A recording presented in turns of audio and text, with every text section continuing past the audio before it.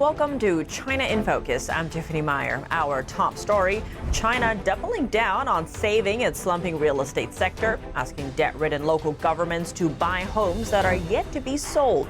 One big question, where is the money coming from? Russian President Putin is wrapping up his trip to China Friday. More on what the White House says about Beijing and Moscow's closer ties, plus what former President Trump says about the pair. Taiwan has reported a round of China-linked cyber attacks targeting government websites. The onslaught happening just as the island's new president-elect is set to take the helm next week.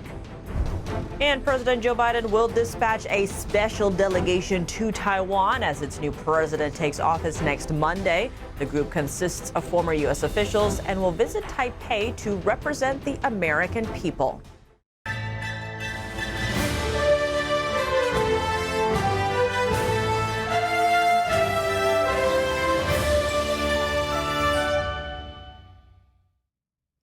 China is making a big move to rescue its property sector, an industry that accounts for a quarter of the country's GDP, but is now mired in a crisis. Problem is, will it work? Here are the details. China is taking bold new action in a bid to revive its ailing property sector. Beijing said Friday that local governments would buy up some unsold apartments. Officials also promised forceful efforts to deliver unfinished homes.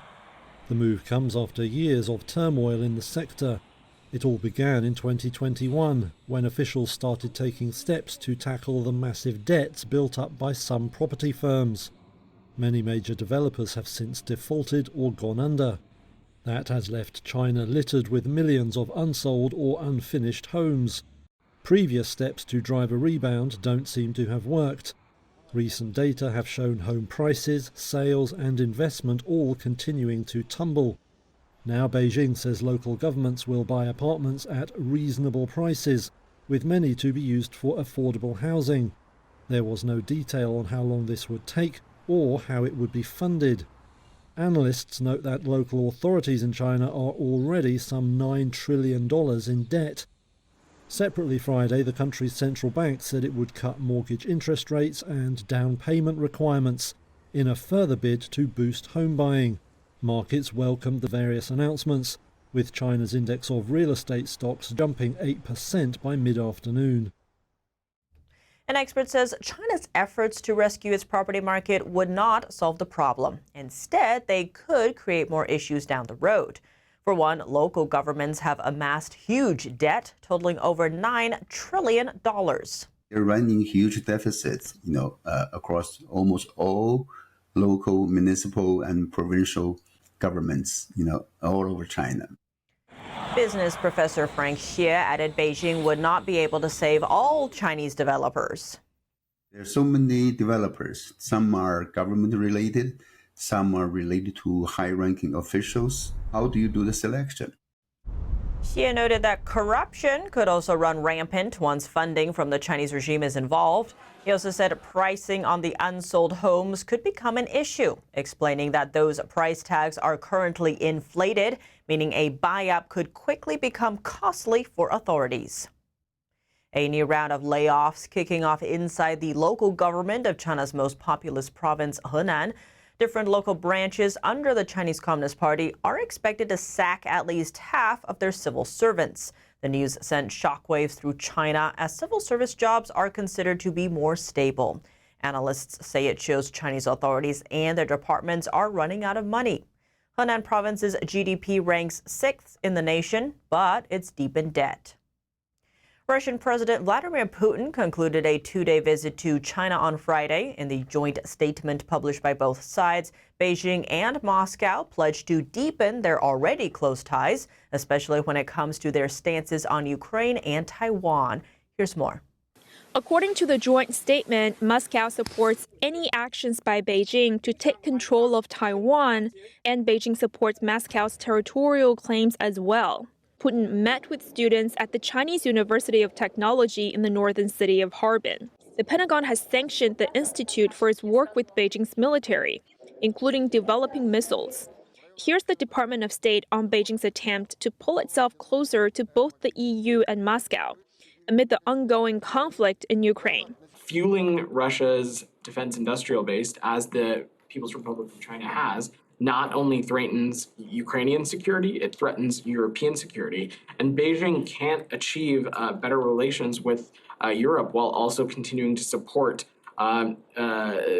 something like this.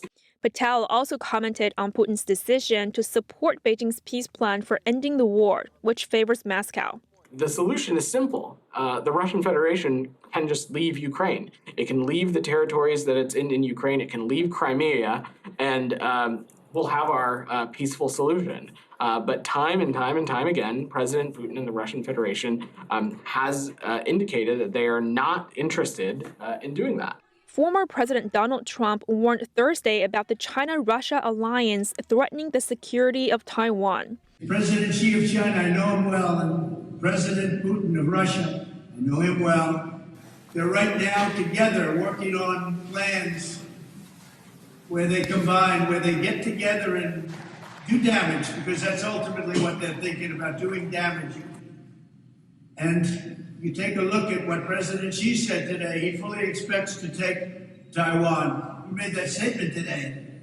That's a big statement. On the economic front, Putin tried to convince Beijing to back a gas pipeline project that would direct natural gas to China. China and Russia also condemned the U.S. in the joint statement. This follows Washington's recent joint drills in the Indo-Pacific with Taiwan, the Philippines, and Japan, in the face of Beijing's rising threats in the region. President Biden also signed a bill on Monday banning imports of Russian-enriched uranium, with some exceptions. The U.S. used to purchase an estimated $1 billion worth of this nuclear fuel from Russia every year.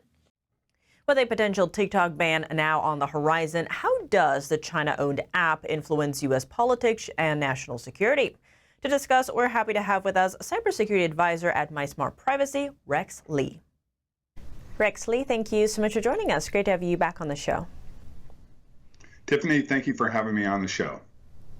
Now, speaking of TikTok, the French government has actually announced a ban on TikTok. This is on the island of New Caledonia. That is a French colony, which is seeing massive riots right now. Given that, how would you characterize the role of TikTok in the context of the ongoing geopolitical tensions between the U.S. and China?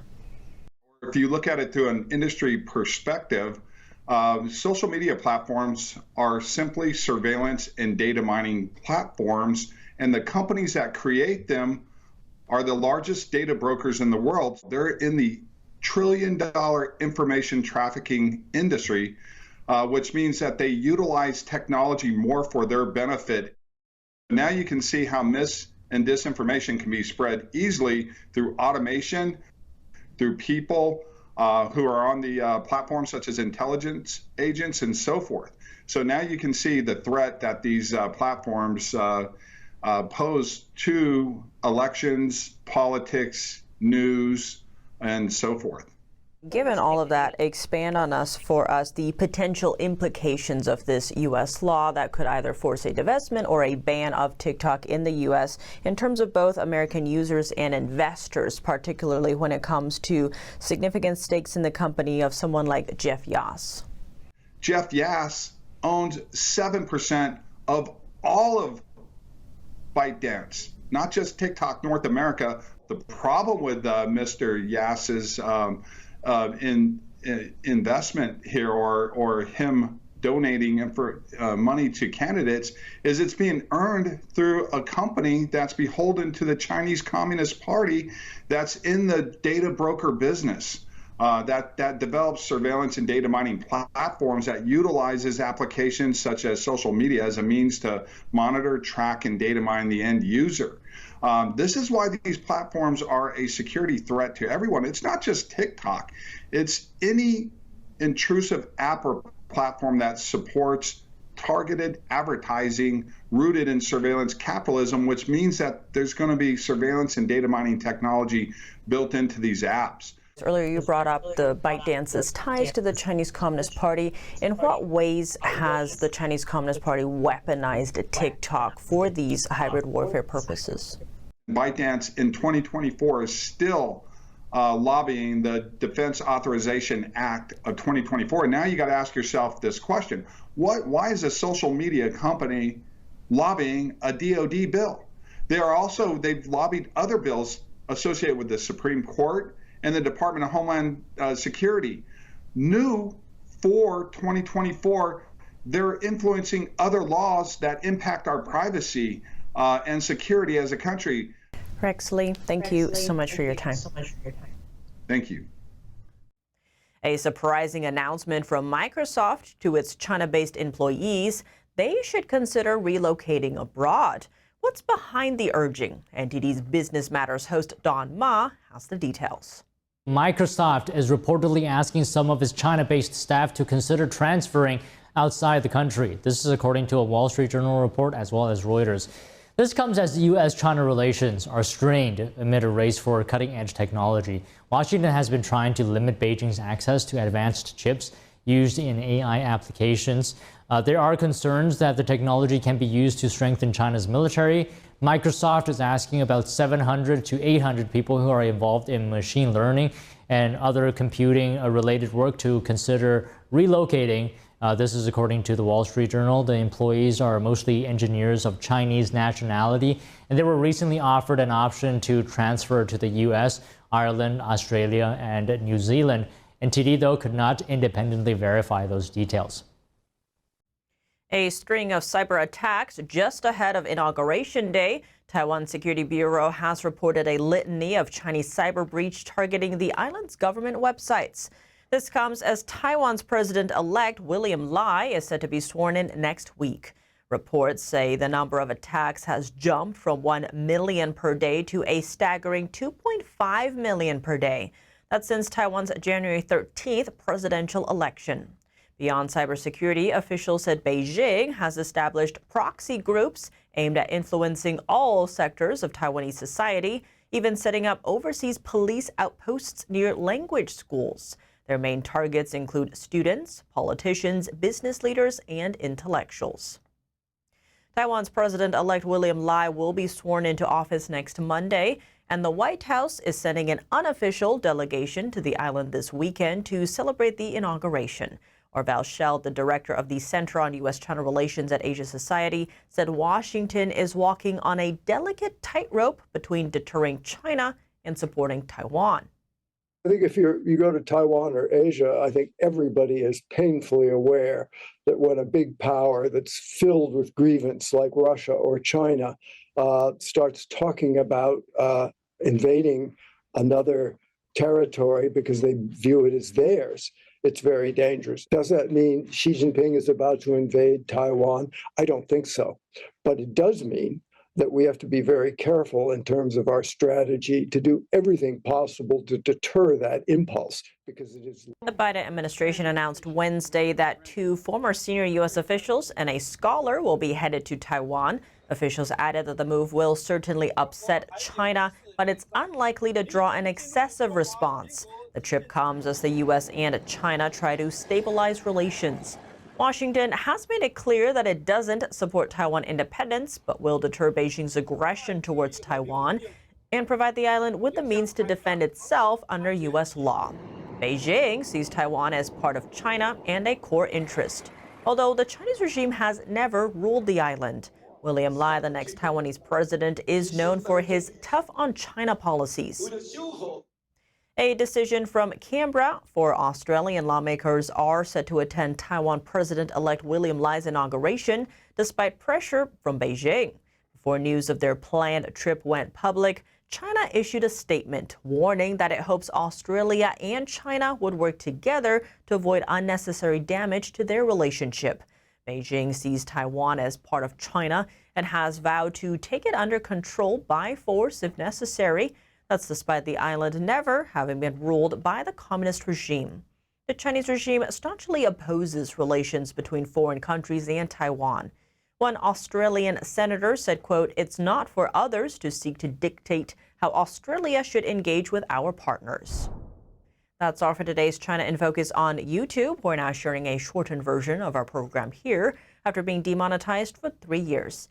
If you'd like to support us, consider donating. Find us at donorbox.org/China-in-focus, Or subscribe to our partner platform, Epic TV, where you can watch our full episodes. Just click the link down below. Here's what to look out for in our second half. It's the season for summer travel. While planning for a study tour to America, a group of Chinese students got their visa applications rejected. The reason? They were told to lie to the U.S. Embassy. Record numbers of illegal Chinese immigrants streaming across the southern border. A congressman says they could have nefarious motives. More on recent House testimony. That there is a serious national security concern, and we should be looking closely at individuals coming from communist China. And the China-Russia partnership is strengthening. How could their stronger ties affect the Ukraine war? An intel officer weighs in. More on that after the break here on China in Focus. Thanks for watching China in Focus. I'm Tiffany Meyer. See you soon.